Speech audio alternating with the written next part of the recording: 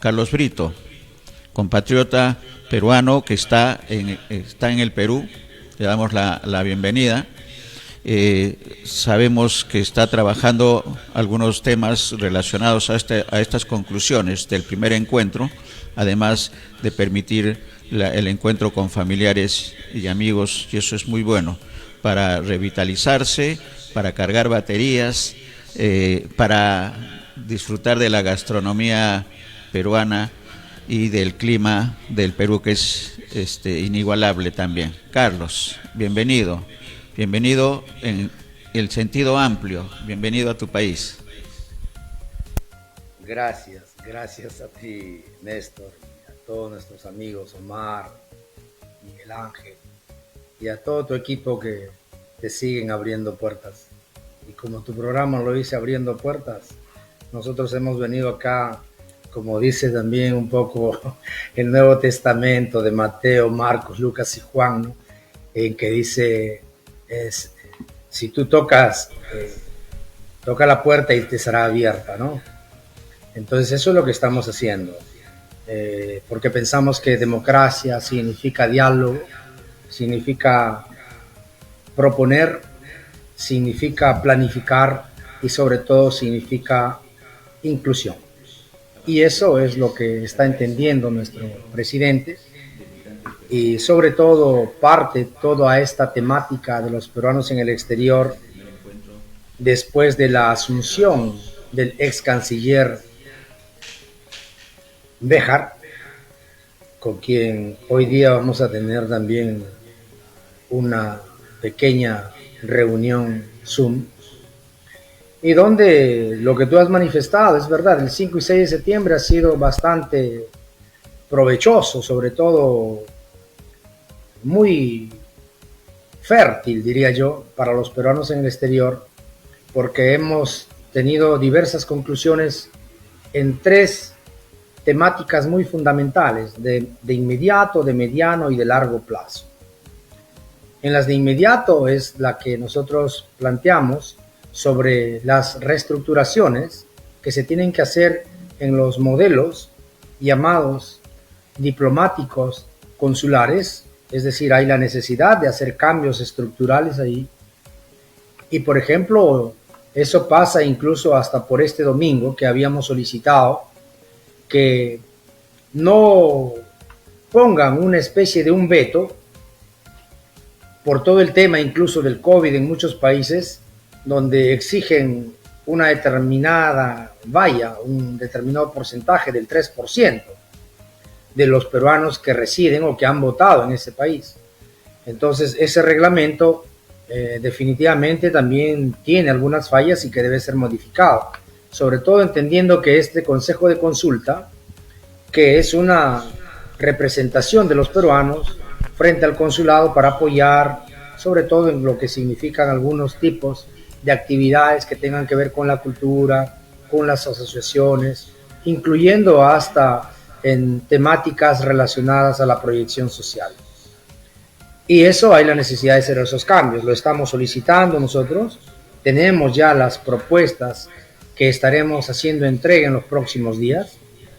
Asimismo, también se plantea la creación de un instituto de la migración, y no necesita esto pasar por el Congreso, porque basta con un decreto supremo y que sea activado a través del primer ministro, es decir, multisectorial por todo el gabinete, y que hay la necesidad, como decía nuestra amiga, ¿no? Olenka, si no me equivoco, el mensaje que deja de la transversalidad, dice bien claro, lo interpreto como, dice, ¿saben qué?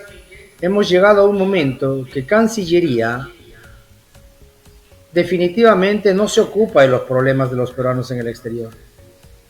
Cancillería, hay que decirlo, es una élite. Y asumo lo que estoy diciendo, y lo podemos demostrar. Es decir, ellos ven como los militares sus ascensos, justos que sea así, pero tampoco pues pueden representarnos. Es decir, hay la necesidad de darle una visión mucho más globalizada, humanizada, y sobre todo que tenga un rostro de patria, de Perú, un rostro humano, la nueva Cancillería, con transparencia y sobre todo que tenga las posibilidades de poder en el exterior utilizar esos grandes recursos que somos nosotros los peruanos, en todos, digamos, en todos los sectores de producción y de servicios, incluyendo hasta para la vacuna. Es decir, hay un recurso tan importante, hay un recurso que no le ha costado al Estado peruano 0 soles, porque se han formado, nos hemos formado y tenemos toda esa capacidad, no solamente intelectual, logística, que queremos dar al país. Y nuestro viaje, mi viaje, aparte de lo que tú has dicho, que es verdad, la Pachamama aquí nos regenera, nos revitaliza, y la familia también hay una parte de política institucional que la estamos tratando. Y estamos a espera simplemente ya de ser agendados para ser recibidos por el presidente, y donde vamos a hacer la entrega personalmente de todo ese dossier que tiene que ver con las temáticas de inmediato, de mediano y de largo plazo. Y en las de mediano, por ejemplo, esto te puedo decir en que hay la necesidad que nuestros representantes ante los organismos internacionales pues deben ser los migrantes, ante la Organización Internacional del Trabajo, la OEA, la Comunidad Europea, incluyendo hasta los organismos sudamericanos, ¿no?, que tengan que ver hasta con el CELAC, etcétera. Necesitamos esos migrantes que son profesionales, que son técnicos, que son capaces de poder representar al país. Entonces, en todos estos años, la Cancillería lamentablemente no ha hecho ese trabajo, ha descuidado, y eso es de que, lo puedo decir, es por eso que Béjar de alguna forma ha sido, como se dice, utilizado como el chivo expiatorio, ¿no? Como dice un libro, ¿no? El sacrificio, ¿no?, de los deos, ¿no?, de los dioses, ¿no?, más o menos así, para poder después pasar el Consejo de Ministros, etc. Y eso quienes estamos en política, hermano, lo entendemos. Pero también hay que entender que hay la necesidad de cambios, hay la necesidad de hacer cambios estructurales. Y la gente ha votado por eso. Y por eso también tenemos a un presidente que viene de Puña, que viene de Cajamarca, que viene del Perú profundo. Y tantos se rasgan las vestiduras y dicen, ¿no?, en su mensaje no sabía qué decir. Sí, pues, es de Puña nuestro presidente, hermanos peruanos, entendámoslo. Es del Perú profundo, es uno que representa al peruano, al soldado de a pie, así de simple. Por lo tanto, no podemos nosotros esperar o tener expectativas que haga pues un discurso o un utilizo, sobre todo de un tipo de nivel de una Sorbona en París, de una universidad, la Sapienza o la Bocconi ahí en Roma o en Milano, o también de hacernos una Harvard en Estados Unidos. O sea, él es acá, ese es el contexto. Pero en realidad, lo que él ha dicho en ese mensaje, hay un mensaje, como se dice, que llega al hueso, pues llega profundo. Y eso duele, pues, eso hace daño a quienes han gobernado este país durante décadas. Por ahí lo están diciendo, ¿no? Porque ha dicho que nosotros tenemos que exportar los llamados corruptos. Sí, pues, en quienes entendemos las ciencias políticas, eso es un mensaje. El mensaje que ha querido decir, en otras palabras, es que él en todos estos 40 años de supuesta democracia ha encontrado en las instituciones, y ahora se da cuenta que está en el gobierno, que ha entrado la narcopartidocracia. Hay que decirlo, sin temores. Eso es, eso somos. Y que hay un bloqueo, digamos, que también impide a que se avance, porque esta Constitución definitivamente tiene muchos de sus artículos que defienden o de alguna forma promueven la corrupción, promueven también la forma de realizar monopolios comerciales. Ahí los tenemos. La desigualdad. Entonces esta es una realidad y por lo tanto hay la necesidad de cambiarlo. Y yo ahora que vengo y he estado caminando por la selva central y he hecho un viaje no en avión, he hecho un viaje por tierra porque quiero conocer algo que hace años no iba por esas partes. Y yo veo, hermano, incluso en algunos lugares que ya los conocía, Pareciera como que fuera 40 años que han pasado, fuera ayer.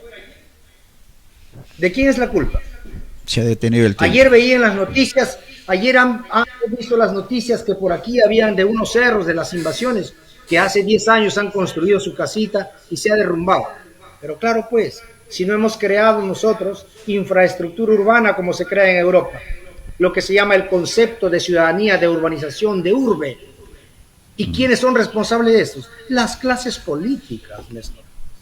O sea, eso hay que entenderlo así. Las clases políticas que han gobernado a nivel local, regional y nacional.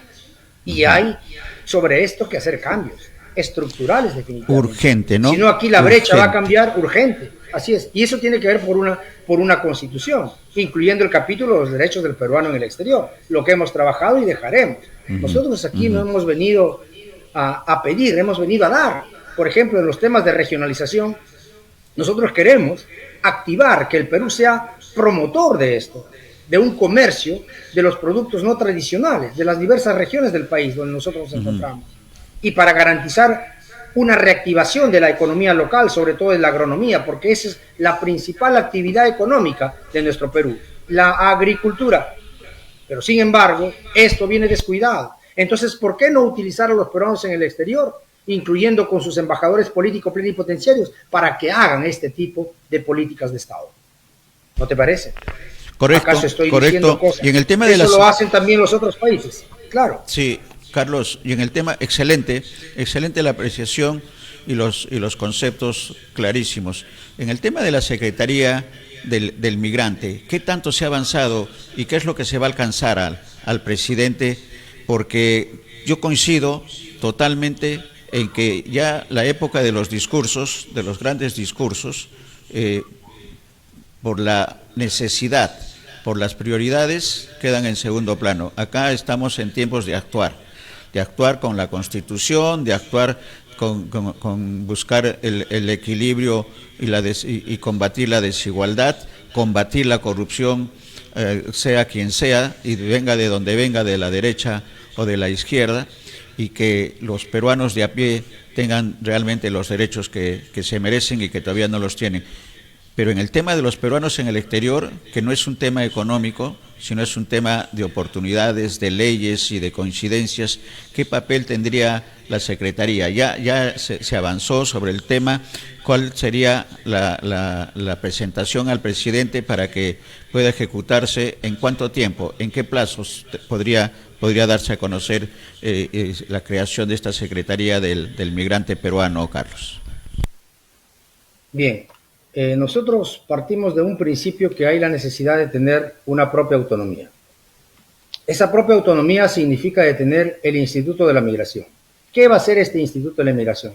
El Instituto de la Migración será un órgano, un organismo del Estado descentralizado, multisectorial, donde tendrá que ver con diversos sectores, no solamente de la economía en el país, también del trabajo, educación, etcétera, de la cultura también, y de la mujer, y donde nosotros, a través de ese Instituto de la Migración, podamos organizar, planificar y dirigir políticas de Estado. ¿En qué términos? En los términos de trabajo, en los términos de formación, en los términos de reconocimiento de los títulos, en los términos incluso de reconocimiento de brevetes. Para esto, un trabajo en conjunto con los embajadores políticos plenipotenciarios para poder vincular estas políticas de Estado en el país donde nosotros residimos. Por ejemplo, un ejemplo práctico. En Italia hay una necesidad de más de 220.000 transportistas. Los peruanos que tienen su brevete aquí en Perú de la categoría profesional, que allá es la categoría capa, es decir, la K, sin embargo, podrían ellos ejercer ese trabajo, pero lamentablemente no existe un convenio porque lo perdimos. Y lo perdimos con el gobierno aprista, por ejemplo. Te puedo dar otro ejemplo en términos de economía. En términos de economía es que ese instituto puede dirigir incluso la parte de la creación de las cámaras de comercio peruanas en cada uno de los países donde nosotros nos encontramos, siempre vinculado con un representante nuestro a través de un agregado comercial en las embajadas nuestras. ¿Para qué? Para garantizar esas políticas de Estado del gobierno, que sea un nexo que no solamente la Cancillería, porque la Cancillería no ha hecho casi nada en todos estos años. Entonces, ¿eso qué va a permitir? Va a permitir que sea un vehículo para que se pueda desde allí hacer una especie de ping-pong. Pongamos un ejemplo, Italia, y 3 regiones aquí. Pongo una región en Junín, pongo una región tirando para mi zona, a Ancash, ¿no? Y pongamos otra en la Amazonía, ¿correcto? Unas tienen frutas no tradicionales, que su mercado somos nosotros los peruanos. Por decirte, días antes de viajar, ¿sabes cuánto he tenido que pagar por 1 kilo de guanábana? Que llegaba incluso toda negra, ya toda chancada, etcétera. 12 euros. Al estar por acá, en el mercado, lo venden a menos de 2 soles el kilo. Sol 50, 2 soles.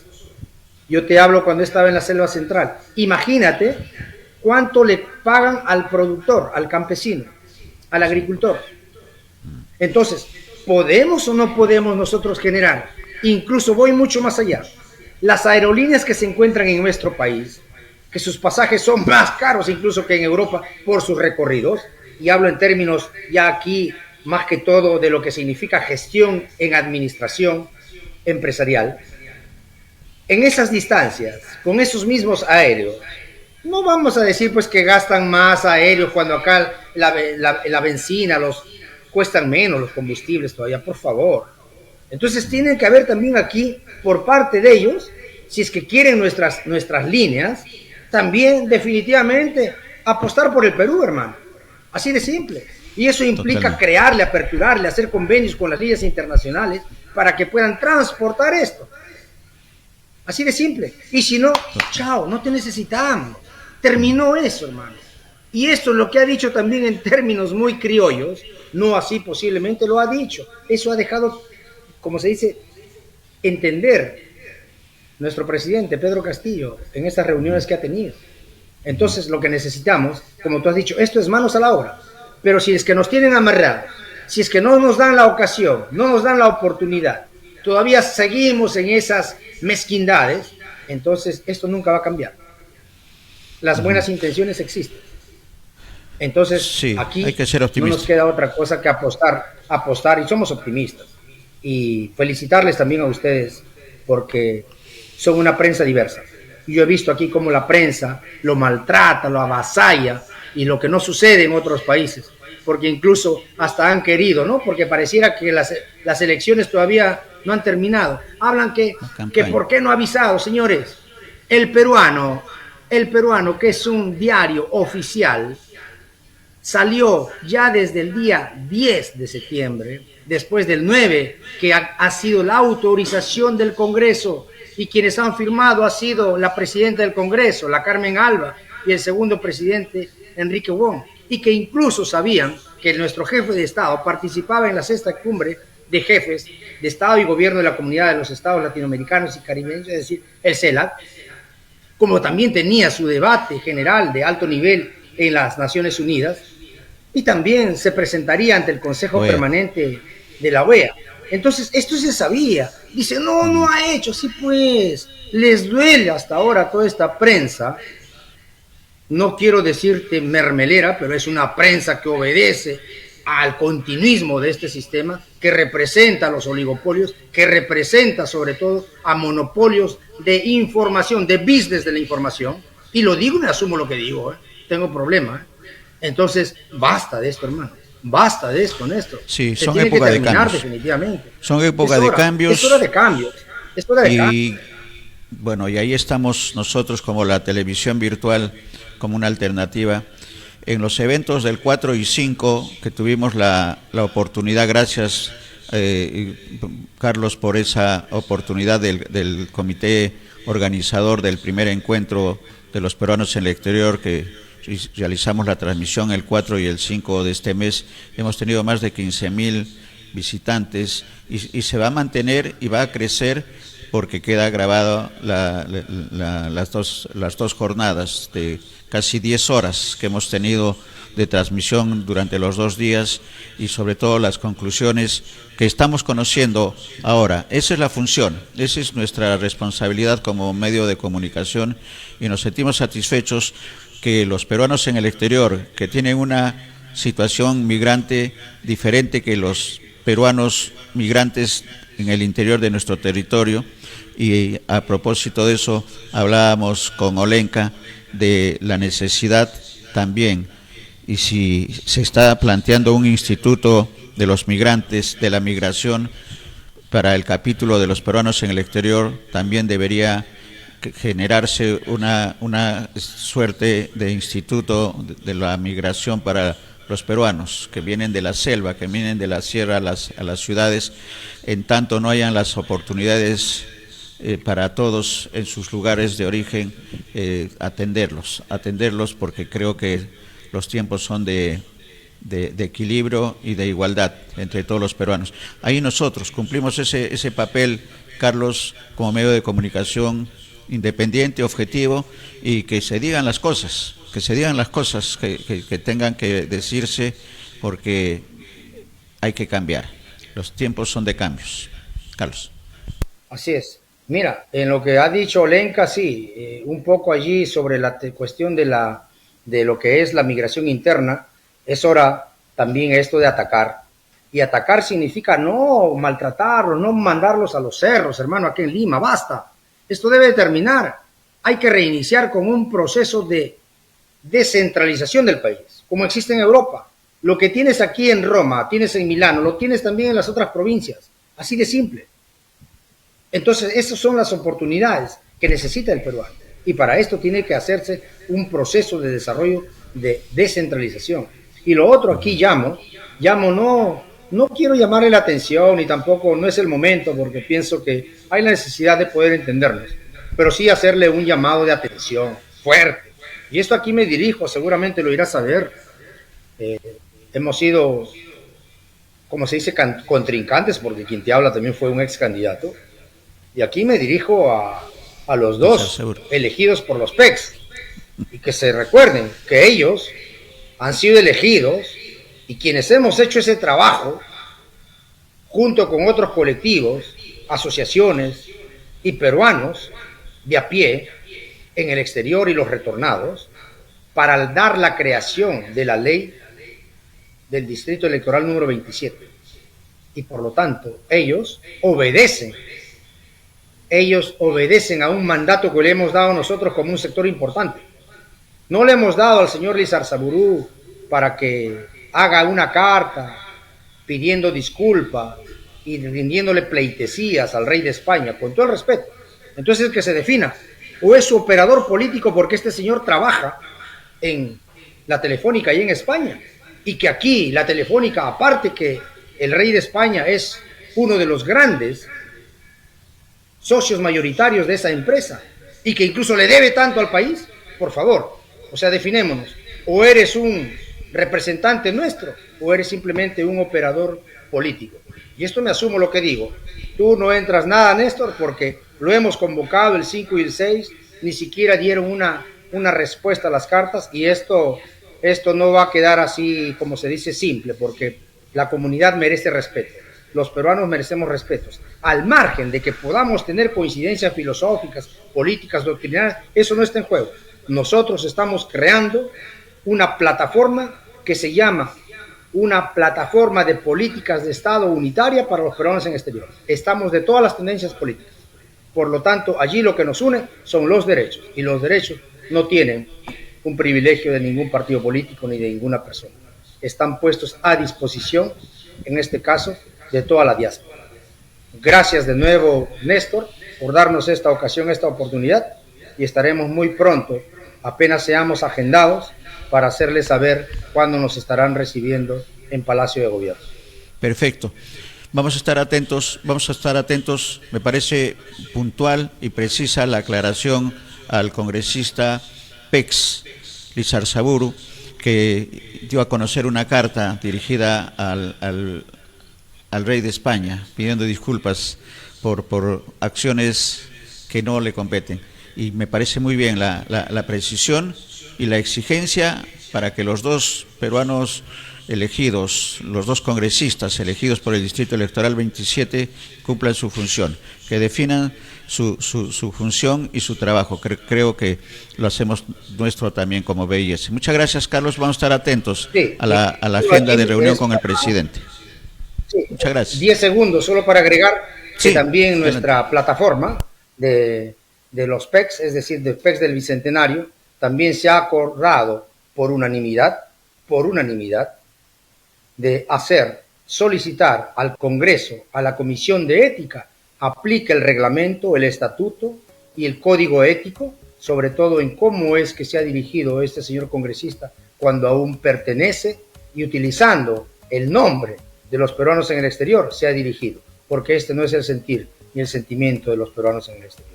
Él ha sido elegido para realizar políticas de Estado en beneficio de los peruanos en el exterior y en beneficio del país. Muchas gracias. De nuevo.